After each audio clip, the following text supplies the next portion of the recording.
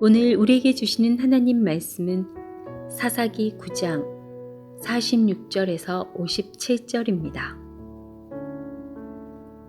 세겜 망대의 모든 사람들이 이를 듣고 엘브리 신전의 보르로 들어갔더니 세겜 망대의 모든 사람들이 모인 것이 아비멜렉에게 알려지매 아비멜렉 및 그와 함께 있는 모든 백성이 살몬산에 오르고 아비멜렉이 손에 도끼를 들고 나뭇가지를 찍어 그것을 들어 올려 자기 어깨에 메고 그와 함께 있는 백성에게 이르되 너희는 내가 행하는 것을 보나니 빨리 나와 같이 행하라 하니 모든 백성들도 각각 나뭇가지를 찍어서 아비멜렉을 따라 보루 위에 놓고 그것들이 얹혀 있는 보루에 불을 놓음에 세겜 망대에 있는 사람들이 다 죽었으니 남녀가 약 1000명이었더라. 아비멜렉이 데베스에 가서 데베스에 맞서 진치고 그것을 점령하였더니 성읍 중에 견고한 망대가 있으므로 그 성읍 백성의 남녀가 모두 그리로 도망하여 들어가서 문을 잠그고 망대 꼭대기로 올라간지라. 아비멜렉이 망대 앞에 이르러 공격하며 망대의 문에 가까이 나아가서 그것을 불사르려 하더니 한 여인이 맷돌 윗짝을 아비멜렉의 머리 위에 내려 던져 그의 두개골을 깨뜨리니 아비멜렉이 자기의 무기를 든 청년을 급히 불러 그에게 이르되 너는 칼을 빼어 나를 죽이라. 사람들이 나를 가리켜 이르기를 여자가 그를 죽였다 할까 하노라 하니 그 청년이 그를 찌르매 그가 죽은지라. 이스라엘 사람들이 아비멜렉이 죽은 것을 보고 각각 자기 처소로 떠나갔더라. 아비멜렉이 그의 형제 70명을 죽여 자기 아버지에게 행한 악행을 하나님이 이같이 갚으셨고 또 세겜 사람들의 모든 악행을 하나님이 그들의 머리에 갚으셨으니 여룻바알의 아들 요담의 저주가 그들에게 응하니라.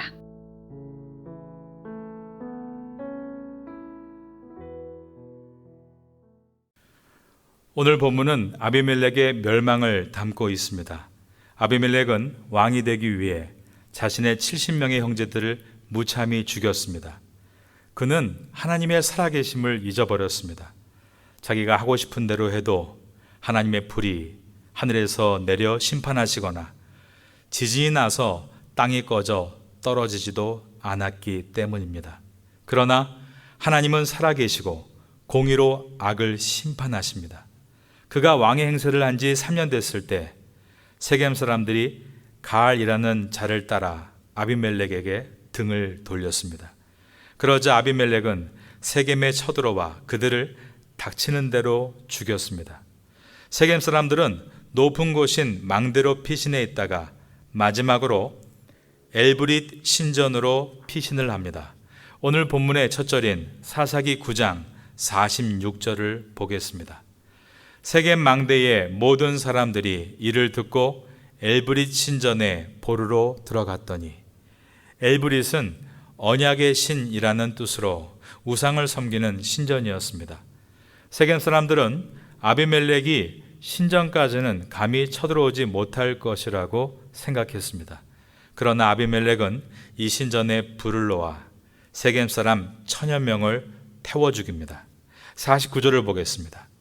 모든 백성들도 각각 나뭇가지를 찍어서 아비멜렉을 따라 보루 위에 놓고 그것들이 얹혀있는 보루에 불을 놓음에 세겜 망대에 있는 사람들이 다 죽었으니 남녀가 약 1000명이었더라.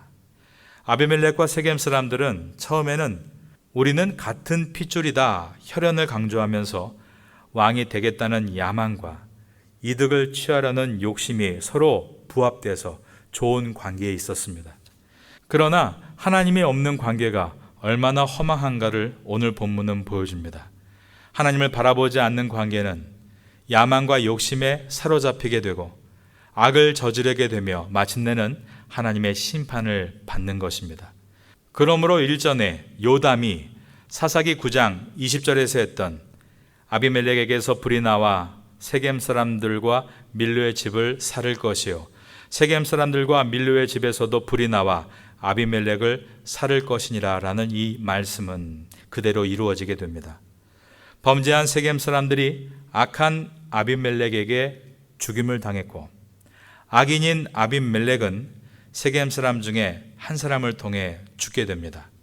아비멜렉은 세겜 사람을 죽이고 남은 세력들 1000명을 불태워서 죽인 후에 그리고 나서도 데베스라는 곳까지 추격해서 세겜의 마지막 남은 한 명까지 죽이려고 했습니다. 50절입니다. 아비멜렉이 데베스에 가서 데베스에 맞서 진치고 그것을 점령하였더니 세겜 사람들은 데베스에서 마지막 항전을 합니다. 51절입니다. 성읍 중에 견고한 망대가 있으므로 그 성읍 백성의 남녀가 모두 그리로 도망하여 들어가서 문을 잠그고 망대의 꼭대기로 올라간지라. 아비멜렉은 또다시 불을 질러서 사람들을 죽이려고 했습니다. 52절입니다. 아비멜렉이 망대 앞에 이르러 공격하며 망대의 문에 가까이 나아가서 그것을 불사르려 하더니 그런데 망대 꼭대기에서 한 세겜 여인이 던진 맷돌에 그만 머리를 맞아 두개골이 깨지고 맙니다. 53절입니다. 한 여인이 맷돌 윗짝을 아비멜렉의 머리 위에 내려 던져 그의 두개골을 깨뜨리니 이것은 너무나 허망한 죽음입니다. 너무나 비극적이자 희극적인 우스운 상황이 벌어졌습니다. 주방용품에 머리를 맞아 죽은 것입니다. 이것은 하나님께서 악한 자를 처벌하시면서 아주 부끄럽게 만드신 것이었습니다. 아비멜렉 자신도 자신이 주방용품에 맞아 죽었다고 소문날까봐 그리고 장소한테 죽은 것이 아니라 그 당시 전쟁터에서 레벨도 없는 여자한테 죽은 것이 소문날까봐 전시에 항상 옆에 자기 무기를 들고 있는 청년에게 칼을 빼서 나를 죽이려고 명령했습니다. 54절입니다. 아비멜렉이 자기의 무기를 든 청년을 급히 불러 그에게 이르되 너는 칼을 빼어 나를 죽이라. 사람들이 나를 가리켜 이르기를 여자가 그를 죽였다 할까 하노라 하니 그 청년이 그를 찌르매 그가 죽은지라. 그러나 악인의 부끄러운 죽음은 숨기려 한다고 숨겨지지 않습니다. 이와 똑같은 일을 당한 사람들이 있습니다. 바로 이스라엘의 초대 왕이었던 사울입니다. 다윗의 왕위를 넘보았던 압살롬은 어떻게 죽었습니까? 그의 긴 머리가 상수리 나무에 걸려서 대롱대롱 거리다 죽었습니다. 악인의 수치스럽고 부끄러운 죽음은 숨겨지지 않고 다 드러납니다. 그 이유는 하나님께서 이러한 부끄러움이 다시 반복되지 않게 하시기 위해 숨기려고 해도 숨겨지지 않게 하시고 드러내시기 때문입니다.